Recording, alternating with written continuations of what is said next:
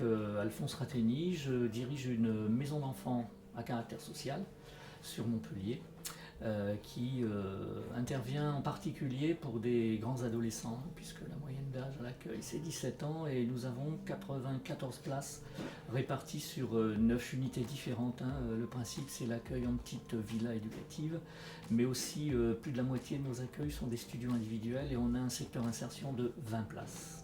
Voilà, donc financement conseil général. Le public que nous accueillons, il est orienté par la direction enfance-famille du conseil général, de l'Hérault principalement, quelques départements voisins et aussi les magistrats de la jeunesse. Pardon.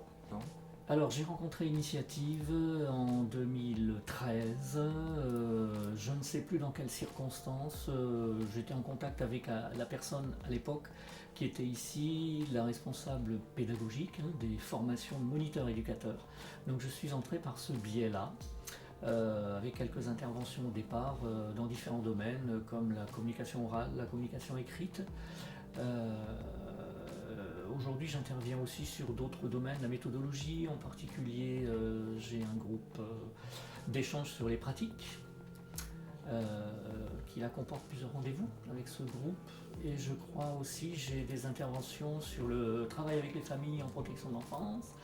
Et je crois que j'ai d'autres champs encore qui me sont proposés, qu'on doit encore mettre en place, en particulier sur l'histoire de l'éducation spécialisée. Voilà. Alors ce que j'apprécie moi chez Initiative, c'est de s'appuyer pour les formations sur les professionnels, la diversité des professionnels qu'on y rencontre. Donc des gens qui ont connu le terrain ou qui sont encore sur le terrain, bon, ce qui est mon cas évidemment. Moi je suis de formation initiale, éducateur spécialisé, j'ai été chef de service éducatif, j'ai été aussi chargé de mission pour des collectivités territoriales, j'ai dirigé des établissements, je suis toujours en poste. J'apprécie aussi le côté militant qu'on trouve chez Initiative, dans le sens où on va intervenir en formation au plus près des besoins du terrain et au plus près des métiers, y compris sur les niveaux 5. Même si Initiative aujourd'hui fait de la formation de cadre, elle n'oublie pas qu'à l'origine, les premières formations c'était AMP. Alors moi les besoins, dans ce que je vois au quotidien, je vais parler de ce que j'en connais. D'abord mes plus proches collaborateurs, l'encadrement intermédiaire. Et puis je parlerai après de ce qui est au plus près de l'usager.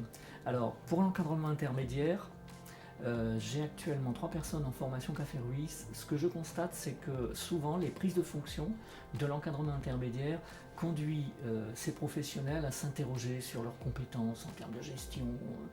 En fait, ils sont au plus près de ce qu'ils ont reçu en formation. Et ils pensent technique, ils pensent outils. Ils pensent beaucoup savoir-faire.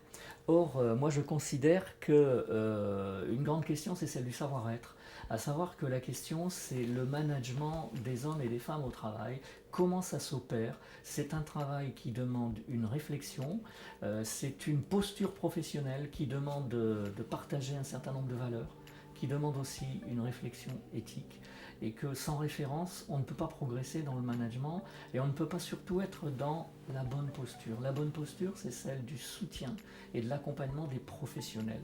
Et c'est une véritable, je dirais, mission et c'est une mission de soutien. C'est le mot que je vais retenir. Et cette question du management, pour moi, elle est insuffisamment traitée en formation.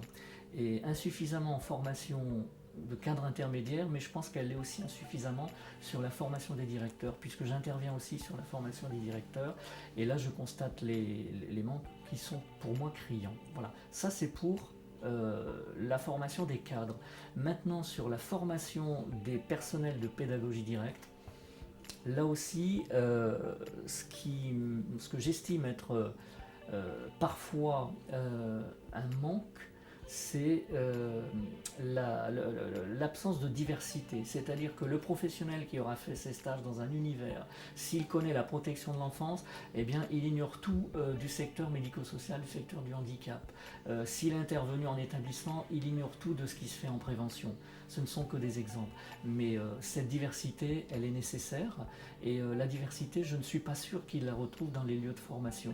Et maintenant, je vais au plus près encore du terrain il y a des professionnels qui interviennent auprès des usagers mais qui ne sont pas nécessairement formés, ou des formations très rudimentaires. Ce sont par exemple les maîtresses de maison, ce sont par exemple les surveillants de nuit. Et là aussi, il y a des besoins de formation et aussi des besoins de reconnaissance professionnelle qui sont attendus dans les établissements.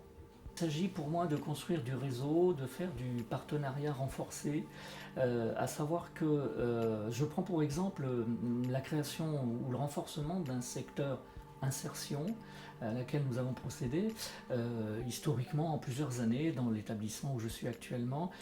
Évidemment que nous nous sommes inspirés d'actions qui avaient été produites ailleurs. Exemple, nous avons visité Béziers, 2 structures qui ont ouvert des secteurs insertion pour lesquels il y a eu des accords, en particulier pour la partie enseignement avec l'éducation nationale. Ils ont des instituteurs mis à disposition, ils ont différentes actions et en lien avec, on va dire, le domaine du travail et des entreprises. Nous avions une action depuis une quinzaine d'années sur une zone d'activité, donc avec des réseaux d'employeurs. Ce sont ces pratiques-là qu'il nous faut partager. Nous avons contact avec un établissement dans l'Aude qui est en voie de développer un secteur insertion. C'est partager ces expériences. Hein. Donc ça, c'est important, le réseau professionnel. Maintenant, les centres de formation pourrait aussi s'appuyer sur ces réseaux existants sur le terrain, et je souscris tout à fait à ce qui a été dit tout à l'heure, c'est-à-dire que dans la formation, que les professionnels puissent davantage intervenir, et aussi que les centres de formation puissent davantage être accueillis en établissement pour des actions qui sont des actions tout à fait adaptées qui peuvent prendre la forme d'actions collectives et concerner une équipe importante de l'établissement pour qu'il y ait un moment, un véritable échange, parce qu'aujourd'hui les échanges entre professionnels existent. Aujourd'hui, par le biais de toutes les nouvelles technologies de l'information et de la communication, les professionnels communiquent entre eux. Là encore, il faut ouvrir des réseaux, il faut mettre de la diversité là où elle est utile et nécessaire. Et que donc là, je pense que le centre de formation, il est un acteur important dans ce domaine pour mettre du lien aussi entre les différents champs professionnels. Parce que dans les exemples qu'on a entendus tout à l'heure, encore une fois, ce qui se pratique par exemple dans le secteur des personnes adultes porteuses de handicap, les établissements, les ESAT, sont aussi aujourd'hui un peu, je dirais, à la pointe de l'innovation dans le domaine des nouvelles formes d'accompagnement au travail. Et on a nous à s'en inspirer par exemple pour les publics adolescents dans le secteur de l'insertion. Nous avons 20 places en insertion. Nous avons contact aussi avec des entreprises qui font des chantiers d'insertion. Et là aussi, on a tous à apprendre les uns des autres. Donc c'est extrêmement puissant, la fonction du réseau et de la transversalité.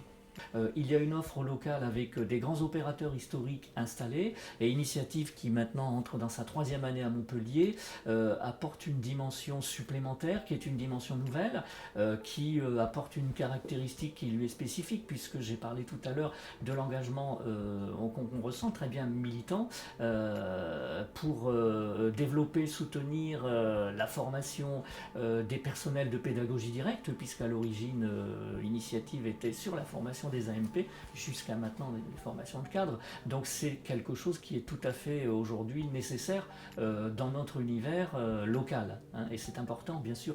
Mais moi je suis aussi là pour la diversité des choix offerts aux professionnels.